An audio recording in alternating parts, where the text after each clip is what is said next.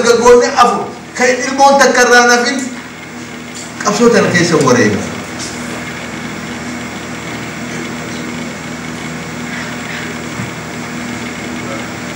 أكسما ليه عواصف بروحالا لو أماس جالن فدائيونا أورمون نك أبدي ورا إف وريجة إف كتشيسو جالن نك أبدي ورين أجائب دلعان كيسا هم نتركان في أداء ورين كذي أداء دلعان جبدو أداء دلعان ما قالوا تكيس إفشاء جاتو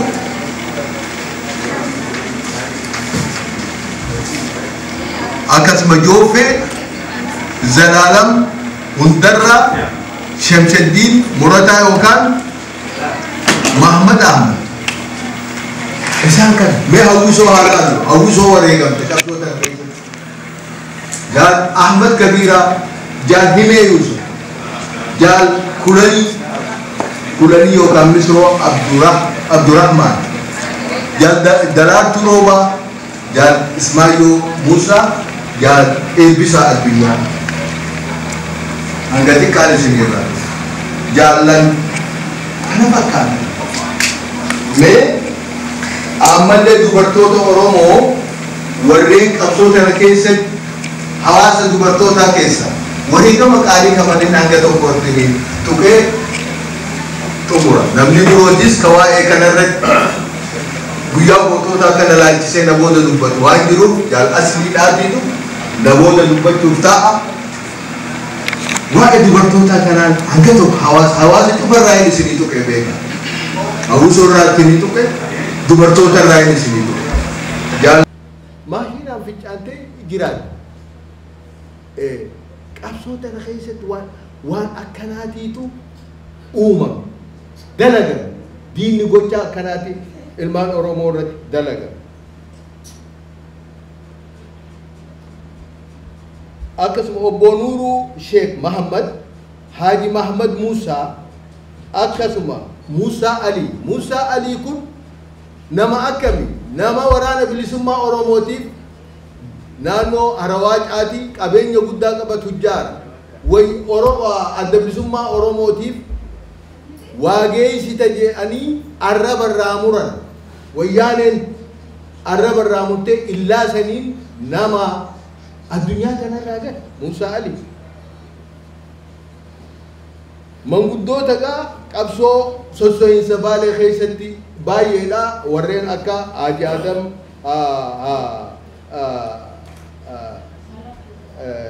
جا إنه آدم جلودا أكا سما ما سوسو هنسا أفرانك اللوكيشن من قدوة ببيكمو رشا نمان إسماعيل قلمو آدم إيرا محمد حاجي إبراهيم وداي عبد السلام حاجي موسى أبا قبصاوتا ريفو تقيتين جرا أكل ورين منقودوتا باية جرا جالا يونين أواجه مكانا من إبتا كوتين دا واتكوش حواسن كنا كرابي كوبين هنگا توكوتوتو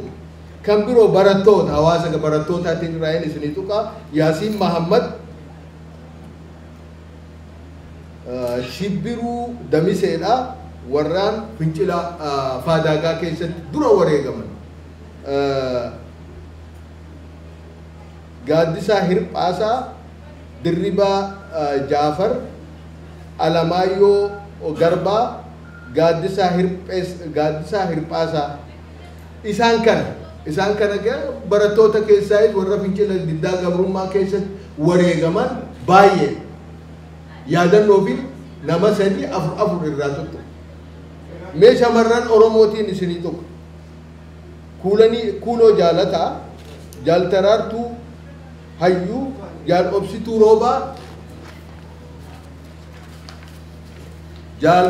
roobaa jaal dastuu raammis jaal halangoo goleedha jaal murattuu roobaa waarituu waare jaal feeruzaa abdii jaal lalisee roobaa jaal caaltuu sabaa jaal qamaro haadha biraasaa jaal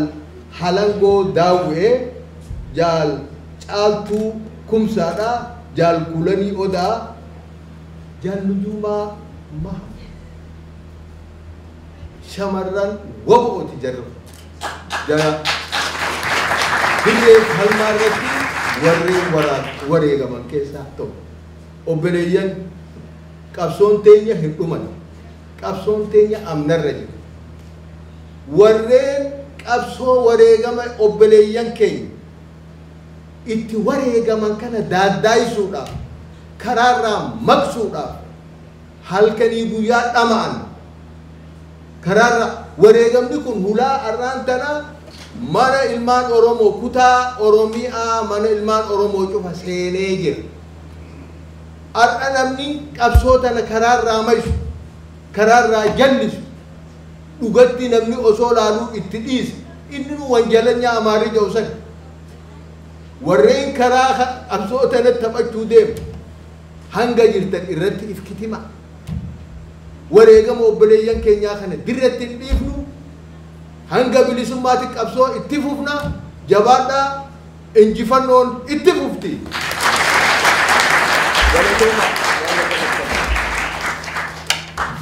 roba butta harka kennate kuma nama irraa dhume hin dandeenye isa booda garuu kan jedhe tokko qaba kan jedhe mana hidhaa keessa taa'ee roba buttaa jechaa kanarraa maal jedhe yeroon hin geenye amma yeroon hin geenye haa ta'u malee yeroon itti dhufu jira tarii ijoolleen keenya guyyaa weerartoonni biyya keenya irraa ari'ataman arguu ni danda'u ta'aa jedhee mana hidhaa galchame namni kuni wannoo rakkina hamma kana keessa dabarseera jechuu barbaadeenidha achirraa dhufaa jecha achirraa dhufnee gara Hayilasillaasee deemnu waan baay'ee irraa darbaa jiran si yaadachiisu maali akka yaadatan barbaan barbaadeen Oromoon akkamitti akka cabaa dhufee siin agarsiisu moqa haadha Hayilasillaaseen bara kanattidha kan aangoo qabate 1928 yookaan qabatu Oromoon walloo hamma sanatti lolaa turan lola cimaa itoo walirraa citiin yeroo Hayilasillaaseen qabatu zawditu yookaan kuftee hin qabatu yookiin mo'ishirraa Itoophiyaa hin qabatu kan mormaan gibira kan kaffallee jedhanii irrattuun waan sanii fi lola guddaa godhan isaanis yeroo sanatti Yaman irraa Ingiliziin wannoo qabdi turte loltuun Ingiliz Yaman irra turan sana arrachaa achitti ijaaraa fidee jara kana kuchiisee jira lukuchiisee hanga tokko yoo dhaamsuun irra dhabee hanga tokko qabbanaa'ee jechaadha achii booda mootummaan Hayilasillaasee isa jalqabaaf amma sanaatti Itoophiyaan jiru amma sanaatti maqaan Itoophiyaa jedhamu biyya sana keessa jiru Abisiiniyaan bitamaa ture jechuudha 1931tti seera isa jalqabaa seera mootummaa baase Hayilasillaaseen seera bulmaata biyya sanaa constitution jechuudha yeroo sanatti Itoophiyaan hafteetu Abisiiniyaan hafteetu Itoophiyaa jedhamee jechuudha haa ta'u malee oofishaalee akkasaa jiru malee yeroo hamma 55tti Abisiiniyaan nama jirti Itoophiyaan jedhan maaliif Abisiinummaa isaaniitti boon turan Itoophiyaa isa maarra Abisiiniyaa kan duubaatti istanii Itoophiyaa jedhanii yeroo san Abisiiniyaatti boon turan hamma 55tti o'aa ture jechaadha maqaan akkasii bane Hayilasillaaseen aangoo qabatee badaa hin turre lolaa Itaaliyaa dhufee Itaaliyaan weerarte biyyi suni yeroo sanatti Hayilasillaaseen biyyas gadhiisee Oromoon rakkina irra illee osoo jiru asirratti asin yaadachiisu barbaadu afaan Oromoo fi aadaan Oromoo kan cabuu jalqabee milkataa kaasee ture afaan irratti qoqqobbiin godhameera afaan Oromoon dubbatamu mana hojiittis haa ta'u karaa irrattis mana gabaattis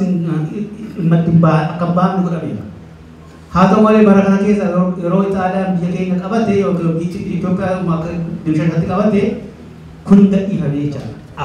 afaan Oromoo afaan mana murtee ta'e reediyoonis ittiin dubbatamu jalqaba yeroo kanatti Oromoon waan tokko gochuutti eegalanii carraa argatanii fakkeenyaaf karaa lixaa confederation timbulla yookiin Oromiyaa confederation dhaabuu qabna kan sochii ture. Kuni waraqaan mootummaa Itaaliyaatti dhiyaatee ture. Mootummaan Itaaliyaa fudhateera. Garuu qoonsilaa Ingilizii yeroo sana turetu rijeekti godhe. Ingiliziin san hin barbaanne kanaan kufee jechaadha. Haa ta'u malee Haayile Sillaaseen yeroo deebi'u biyyatti hoggaa deebi'u Oromoonni akka inni lammaffaa aangootti hin baane gochaa turan baay'ee karaa adda addaa jechaadha. Maaliif afaan jalqaba lammaffaa eegalame sun afaan isaaniitti jalqaban sun akka jalaan aane waan barbaadaniif yookiin immoo waan tokko waan ta'eef Haayile Sillaaseen fudhanne. Haayile Sillaaseen yeroo Itaaliyaa waraanaa ture Oromoon faana bu'eera. Haayile Sillaaseetiin gargaareera Oromoon. Sababa isaa yoggaa himanii kan fudhachuus dandeenya warri fudhannis jiraachuu ni dandeessu. Oromoon Itaaliyaadhaan Itoophiyaa gargaaree kan waraane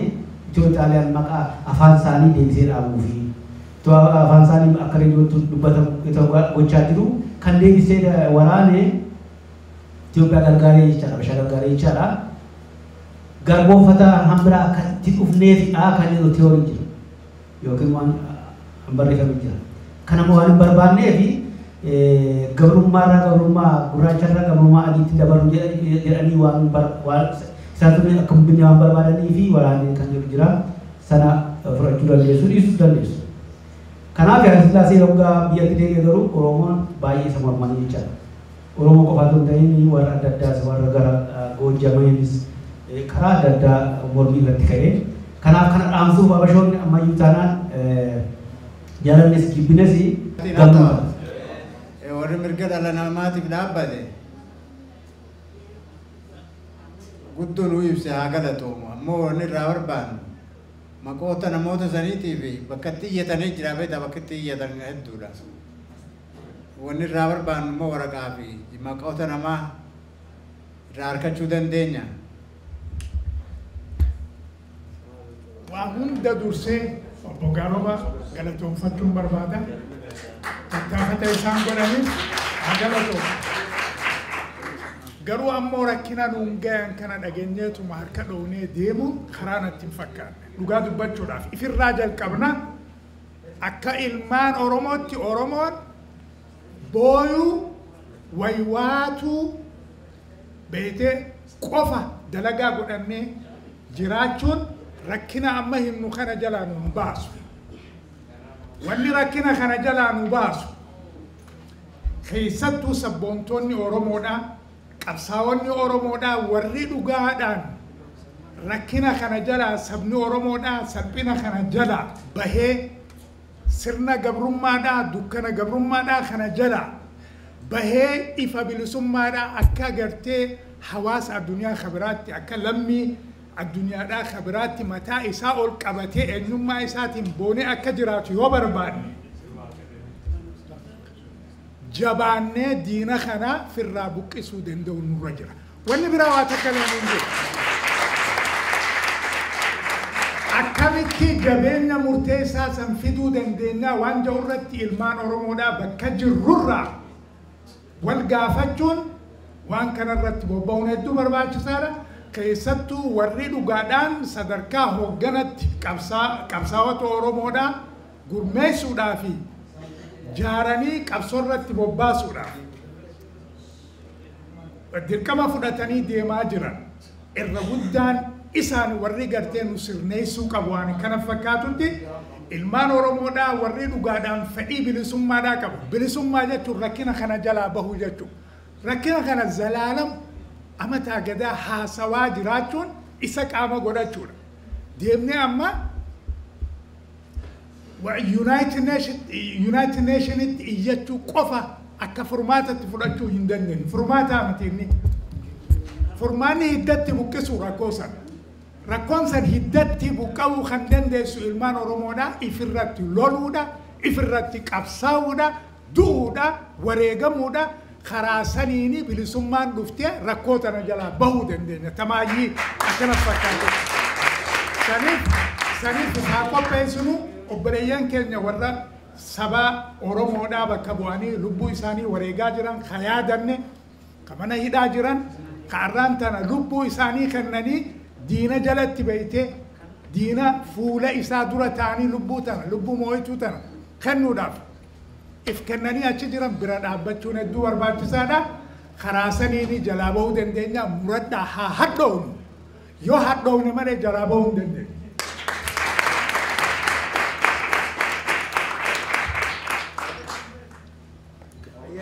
Break after that, no? Can you? What is it?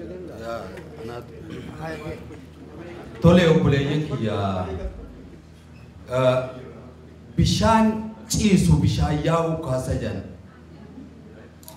ani bara 90 qabee ilaa har'aan tanaa rakkoo Oromootis naman gaafadhu barreessuu nama danda'uus wadin jechuu barbaade ilmaan Oromoodhaa isin ummanni Oromoodhaa ka jirtan kun yoo callaa carcar boru mooraa qabsoo bilisummaa Oromoo keessaa shirgigaatee maqaana waa 3 moo 4 qabatee shirgigaata namni hogguuchirraa bahe gosummaa maqaa qabatee baa amantii maqaa qabatee baa sadaffaa kutaa maqaa qabatee baa shanyii chiinuun dhuftu tana rooba taatanii dachii taatanii ummanni Oromoodhaa yoo magarsitan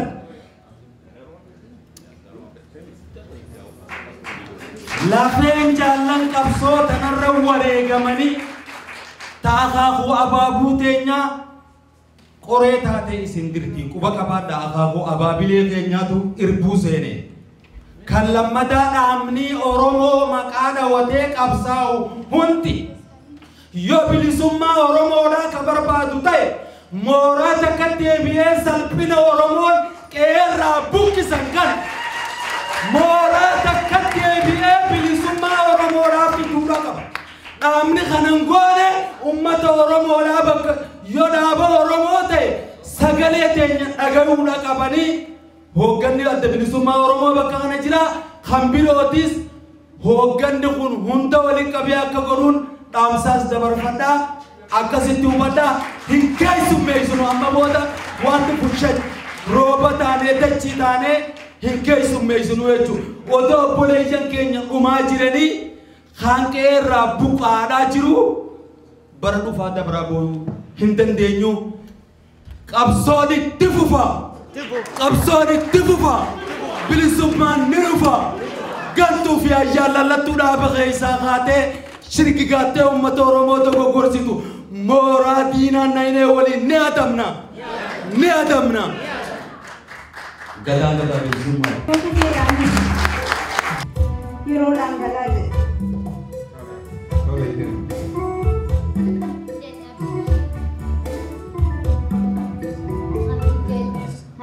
anis nan deem jedhee ture yaadni koo waan ta'eef deemuu hin danda'u. Kanaaf ijoollettis naa dhaame bara dhufu akka bilisummaaf kabajan itti naaf dhaame jedhe of gadi gadi. Tole lalookoomee akaayii sana fuudhii kennii fi waan biraa isiniin qopheessine egaa kanumaan ijoolluma wajjin dabarsaa nagaan naan galiif jabaa yeroo hin gali.